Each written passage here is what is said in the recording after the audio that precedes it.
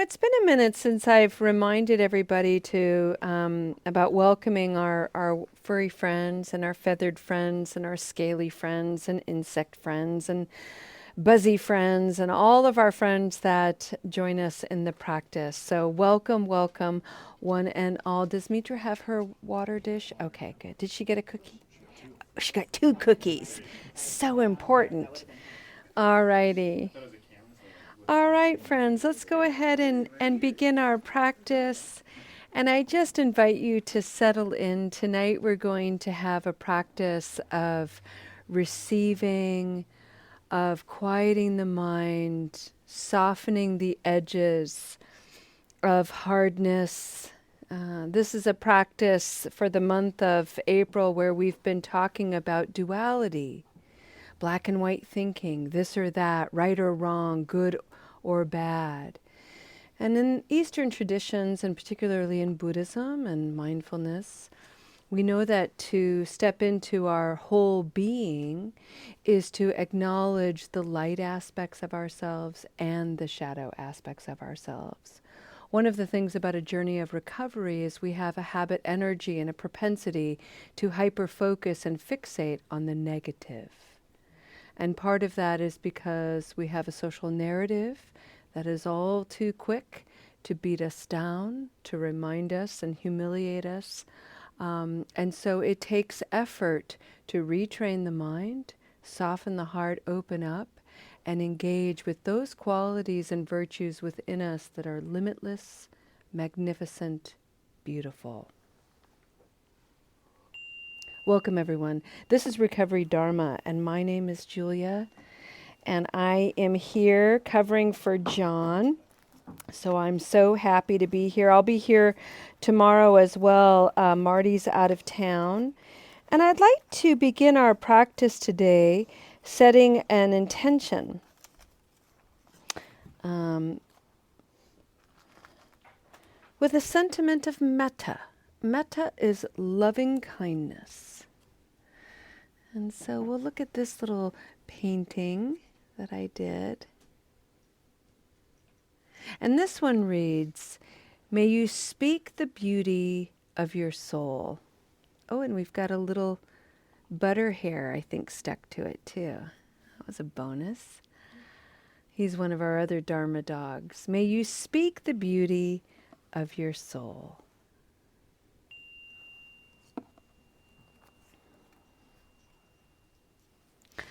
I encourage you to drop into your body. Arrive to your practice. Arrive to this moment. For anybody who is joining us in Soul Center today in the sanctuary, there's a lot of beautiful things to look at. And I invite you to keep your eyes open and look around and let that be your practice. Just take it all in. If that's what you'd like to do, if that's what you feel drawn to do, invite that to be perfect. If you're feeling a little bit more contemplative today, friends, then I would encourage you to turn your gaze inward. Maybe close your eyes if that gives you a sense of ease. And if not, if that feels a little threatening or a little uncomfortable, just open your eyes a wee bit. Keep your gaze downward, staring at the floor or something near in front of you.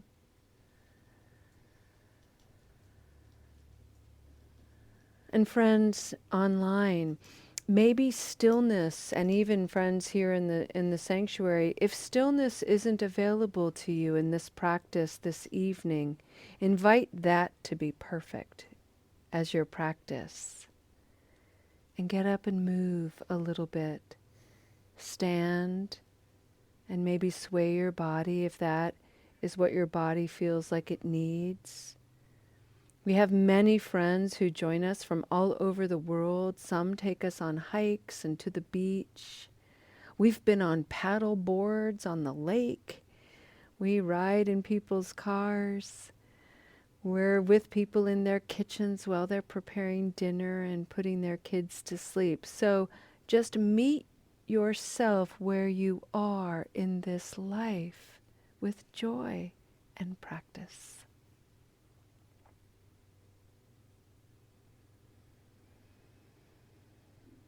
The nature of duality is constantly challenging the mind to define things in two categories. It's either this or it's that. When I come to meditation, I should be still and serene, or I'm busy and unable to meditate. But the nature of reality is non-dual. It's a little bit of both, always. And so although meditation can include stillness, and often does, it helps to minimize distraction. We can meditate and frame our day in mindfulness all day long, if we so desire.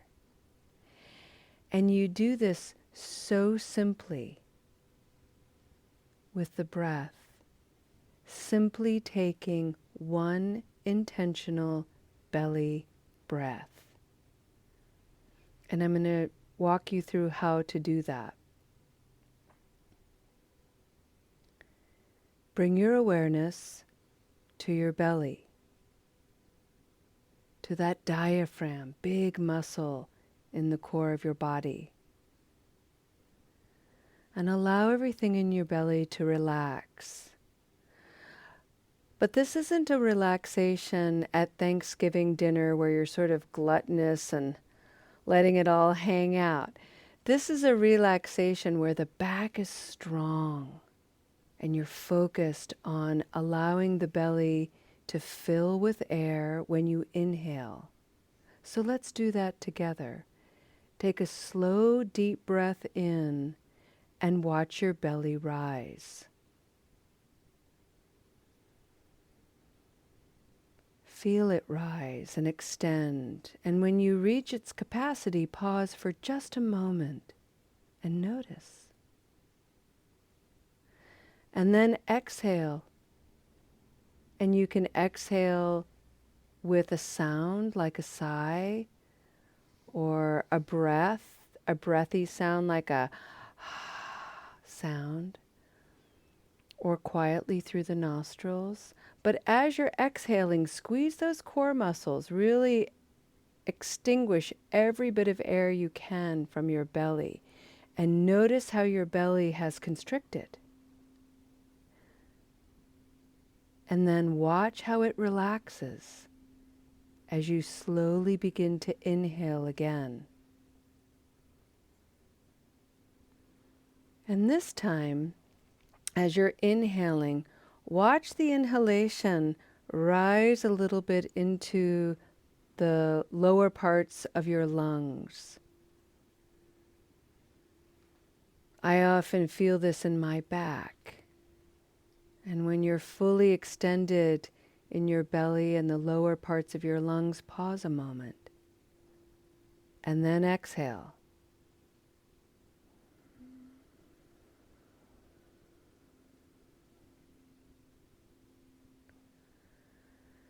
Pause a moment and inhale.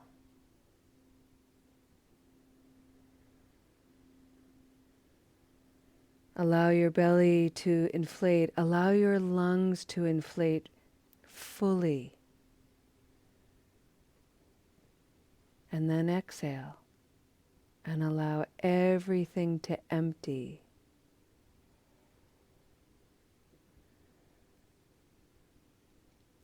Find a rhythm of inhalation and exhalation that feels organic and natural to you. Even though it's concentrated, even though you're paying attention, try not to effort too much. This should be pretty easy going. And if you can't fill your lungs completely, simply notice. Invite it to be perfect. Smile at the fact that you're breathing, at you at the fact that you are bringing more oxygen into your bloodstream. Oxygenated blood cells improve the functionality of your entire body, every organ, every muscle, the protective armor of your skin, all of the neural connections in your brain. Everything improves. Take your time. Breathe.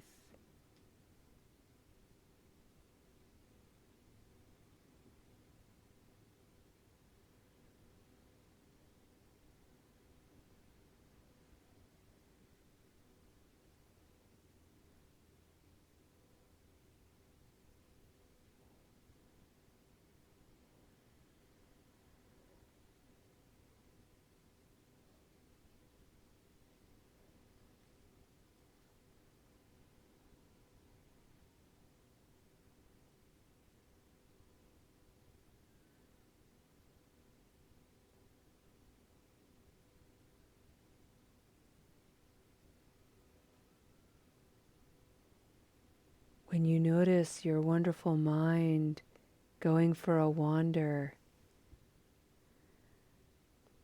smile at your capacity to have awareness. Wow, look at my mind. I was just thinking about whatever we think about.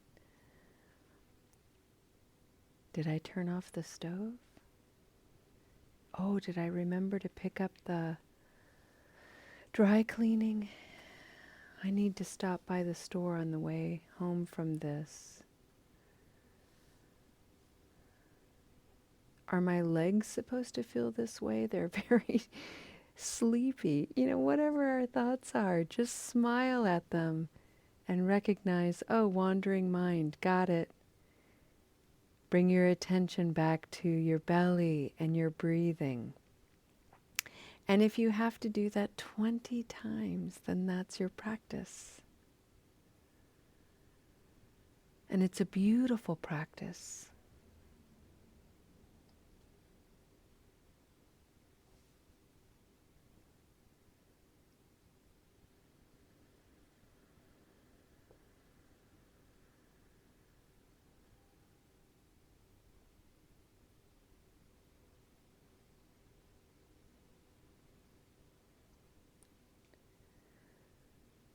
Friends, we slow everything down when we belly breathe. And the reason why we slow things down is in the context of duality, we have to recognize our habit energy of going, doing, busy, busy. And if we're living in our minds and our thoughts, working through something, maybe we've had a situation that didn't feel good and we're grinding on it.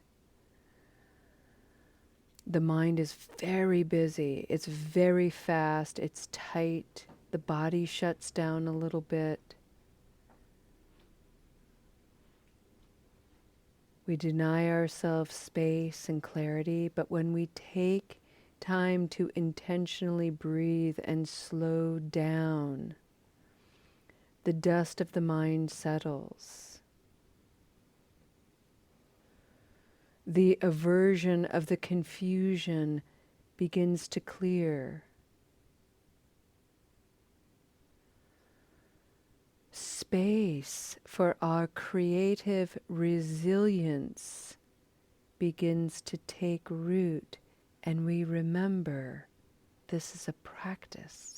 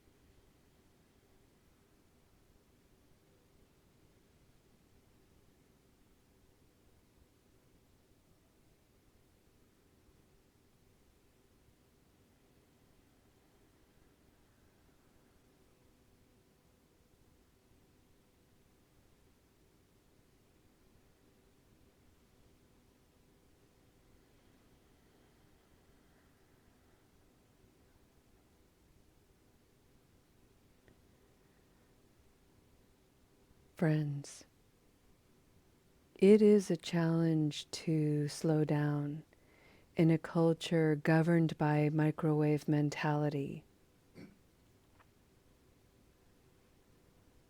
It seems like we can't give ourselves permission or give ourselves time to take a single intentional breath. We're about to lose our temper. We're about to say something unskillful. And it feels awkward to just pause a moment and just say, I need a second, and breathe. But there are plenty of people who are flying off the handle with impulsivity and reactivity. We need more people who are growing in their capacity to pause, take a little time, and create the conditions for peace. One of the ways that I humble myself, one of the things I think about is our beautiful sun, 93 million miles away. Today in Spokane, it was a beautiful day, and every once in a while when I was outside, I could feel the warmth of the sun ray. And that warmth is on an 8-minute delay. 8 minutes. And that's a really long time when I really think about it. Imagine if we could give ourselves 8 minutes of pause before we fly off the handle, before we react to something, before we make that phone call, before we get in the car and drive off, before we buy that purchase, before we reach out toward that craving. What if we gave ourselves 8 minutes to pause and breathe? What an extraordinary opportunity to connect to the radiance of the sun and to return to the radiance of ourselves. That is the invitation, and it is a practice.